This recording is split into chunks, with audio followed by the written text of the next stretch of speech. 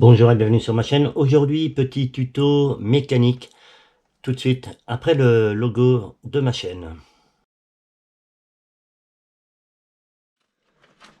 Reprise de la vidéo les amis. Aujourd'hui, petite vidéo tuto mécanique sur la Ford Daniel. Je marque les références à l'écran de la Ford. Et ça fait quelques temps que je vois que l'état des courroies, alors la courroie d'alternateur et la courroie d'accessoires, ont vraiment une sale gueule. Donc là, je suis encore en vacances. Et le temps d'anticiper cette semaine la connerie qui va arriver, ça me laisse de la marche pour changer les courroies de la voiture à Daniel. Donc je dois changer la courroie d'alternateur et la courroie d'accessoires. La courroie d'accessoires, alors chez Ford, j'ai voulu la commander, elle était plus dispo. Donc il m'a donné les références constructeurs et j'ai été, je sais plus, j'étais dans un magasin de pièces automobile réputé et avec la référence que Ford m'a donnée, eh ben, j'ai pu commander la courroie accessoire. Pour ceux qui veulent la référence, et je vous le mets à l'écran, c'est la 4PK0860EL. Là, j'ai déjà commencé les travaux, j'ai tombé la roue, j'ai mis la voiture en sécurité avec une cale à la roue et une chandelle sous le châssis. La roue démontée au niveau du bas moteur. Hein, toujours essayer de travailler en sécurité, surtout que moi la voiture est en pente, donc il y a un risque de glissade. Voilà, donc un maximum de sécurité quand vous faites ça. Donc ce que je disais, j'ai défait déjà le pare-boue à l'intérieur de l'aile. J'ai déjà fait un gros nettoyage de partout parce que comme j'ai une légère fuite au niveau du réservoir de liquide de direction assistée, ben, avec le temps, la boue, la poussière et tout, il y en avait de partout. Donc là, j'ai fait un gros nettoyage. Ce que j'ai fait aussi important, j'ai pris des photos du passage de la courroie d'accessoires et de la courroie d'alternateur. J'aurai aussi en référence les images de la GoPro hein, que je suis en train de filmer pour faire le petit tuto. Et j'essaye de m'aider de la revue technique automobile de la voiture, qui est, comme pour la TDR, un outil indispensable quand vous faites de la mécanique sur votre voiture. Je vous mettrai comment ça s'appelle, le lien pour acheter cette revue technique. Moi, quand c'est possible, que ce soit sur mon moto ou sur ma Ford, eh ben, je prends en référence ça. Dans le bouquin, j'ai regardé, j'ai pas vu pour l'instant de manip de démontage des deux courroies. Là, je suis dans un gros boulot de nettoyage et d'analyse comment c'est monté. J'ai regardé beaucoup aussi de vidéos sur YouTube et beaucoup de vidéos sur YouTube montrent qu'il y a un galet tendeur, c'est-à-dire que c'est un bras sous tension qui appuie sur la courroie et qui lui donne sa tension. Là, j'en ai pas vu. Au premier abord, j'aurais une butée de tension hein, avec la poulie, un système de vis et de pattes qui ferait la tension de la courroie. Donc j'ai bien regardé comment c'est branlé, par en dessous, par au-dessus, de partout. Je vais faire un max de photos. Et si c'est ça, bah, je vais détendre la courroie avec cette vis de butée et mettre la nouvelle courroie. Voilà. Donc je prends la GoPro et puis on va aller voir sur la voiture. En premier, ce que j'ai fait, j'ai protégé avec un plastique le disque et les étriers de frein pour tout ce qui est projection de produits pétrole, liquide de frein et tout. Et j'ai commencé à nettoyer tout le passage de roue parce qu'il y avait de la merde partout. Là, il y avait de la merde. Bon, là, il y avait de la merde. Et ici, parce que il doit avoir une fuite au niveau du réservoir du liquide de direction assistée et ça en met partout. Ça aussi c'est pareil, il faudra que je fasse une réparation de ça. Ici on a la courroie d'accessoires qui passe comme ça dessous. Là ça doit être le galet tendeur et qui va prendre voilà, qui fait ce circuit là. Et en haut, je sais pas si on verra bien, ici, il y a la courroie d'alternateur. Alors là, quand on regarde, la courroie est vraiment pourrie. Et la première manip, ça va être la courroie d'accessoires. Je suis en train de réfléchir aussi s'il ne faut pas que j'attende de faire la courroie d'alternateur en premier. Hein, parce que faut que je regarde pour le passage des courroies que je me fasse pas chier la nouille. Donc faut bien que je regarde avant de tout déposer. Concernant le galet tendeur, on peut voir ici, il y a un système de vis et de butée. Hein, et donc je pense que la poulie est prise sur la patte là, et en vissant ou en dévissant ici, et ben on a la tension de la courroie. La tension de la courroie, vous voyez, d'origine elle est comme ça, donc ça me servira de référence. Allez, je regarde, j'analyse tout et je vous reprends plus tard. Voilà, en vue de dessus, est-ce que ça lit? Je sais pas si vous verrez bien. On voit au milieu le galet tendeur et la courroie d'accessoire, la courroie d'alternateur. Hein. Ça c'est vu de dessus. Allez, reprise de la vidéo. Donc pour l'instant, c'est bien ce que j'avais dit. Ici, il y a la vis de tension de la courroie d'accessoire. Là, j'ai dévissé et ça donne un jeu de fonctionnement sur la poulie tendeur. En même temps, ça permet... Alors bon, la courroie vient toute seule. Et ça permet aussi de contrôler les jeux de fonctionnement.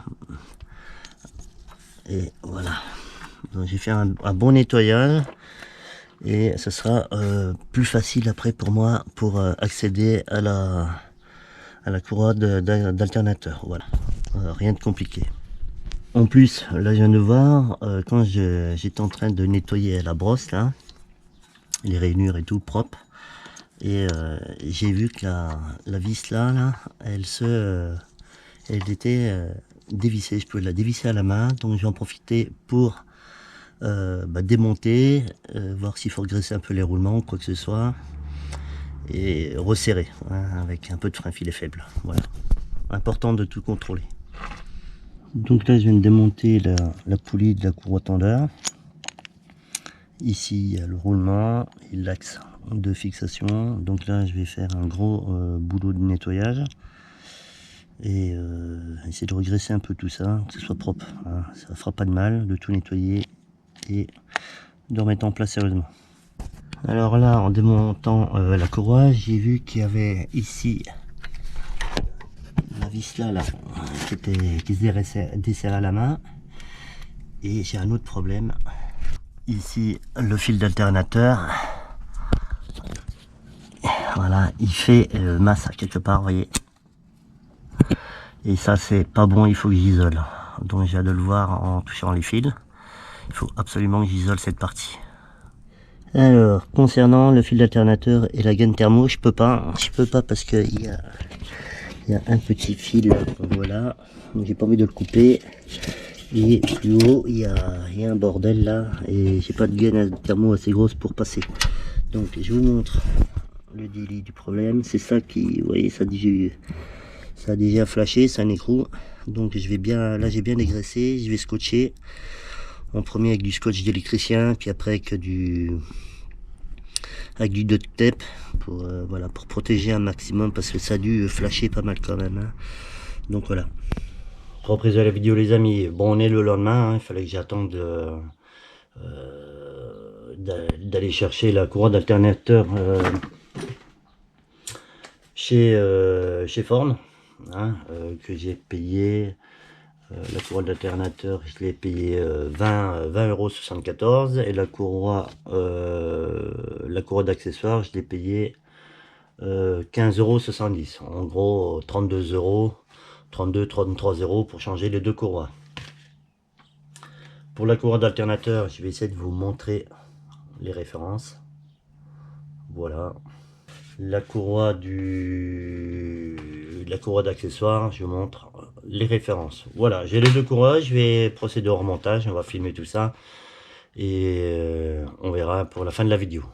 Donc voilà, je viens de la remettre en place. Alors j'ai commencé par en bas avec celle d'en haut là, et en dernier j'ai mis au niveau de l'alternateur et j'ai fait tourner les ailettes de l'alternateur pour la mettre en place. Voilà, carré.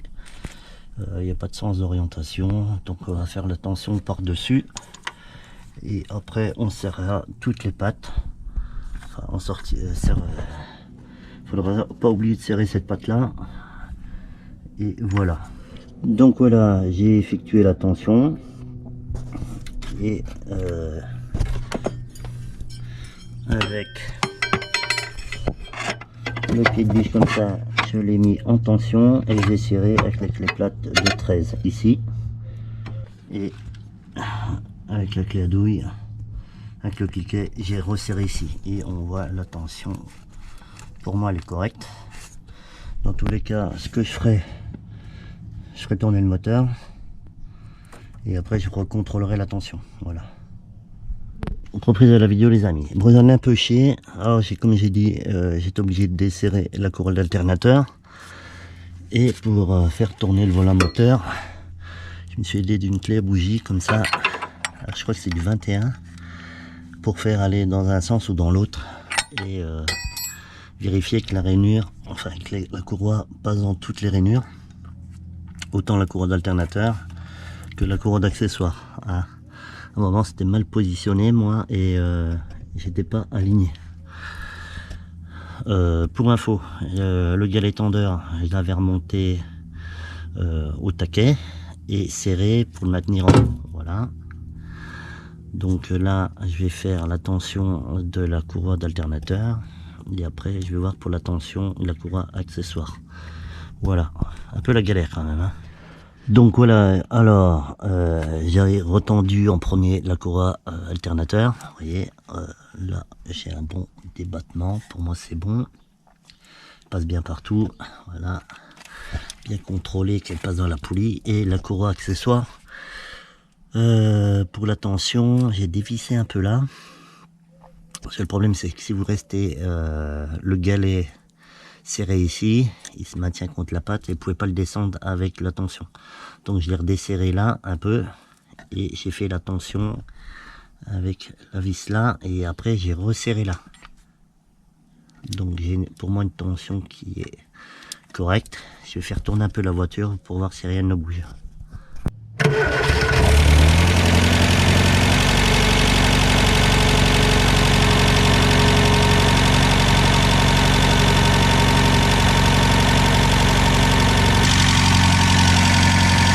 Donc là je vais faire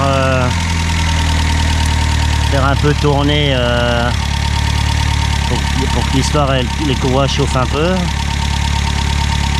Et après on va regarder la tension à la main. Hein.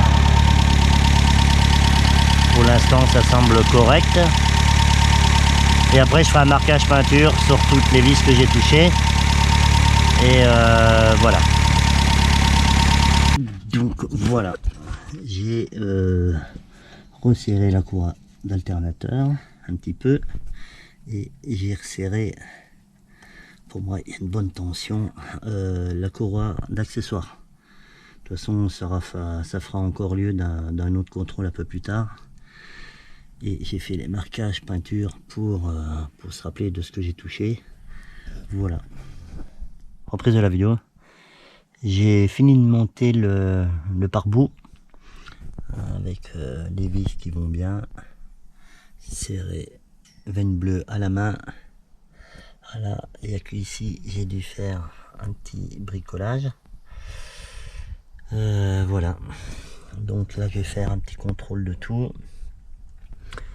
J'avais changé les soufflets de cardan ici, le triangle, les barres stab, donc contrôle de tout.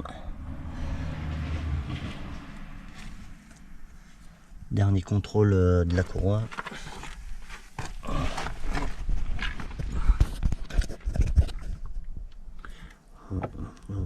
Pour moi c'est pas mal. Et ici c'est pas mal. Et les repères couleurs de partout. Voilà. Il y a eu un gros boulot de nettoyage partout. Pas si vous verrez. Voilà. Tout est pour moi bon. Donc je vais remonter là-haut et ça sera terminé et la fin dans le garage. Reprise et fin de la vidéo les amis. Donc voilà, j'ai fini de tout remonter, le pare-bout et tout ça, recontrôler les serrages, faire des marquages.